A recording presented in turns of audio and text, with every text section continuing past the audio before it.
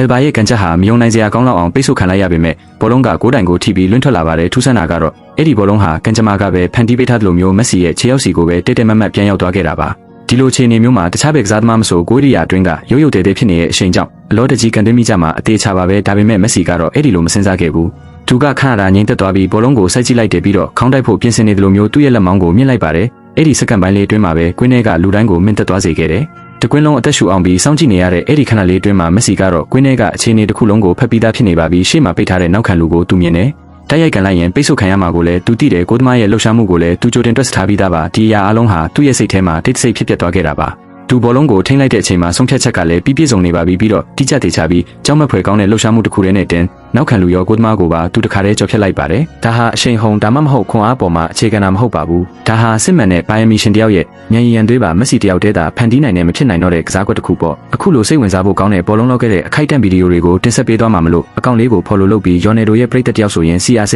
လို့မှန်သွားပါအောင်နော်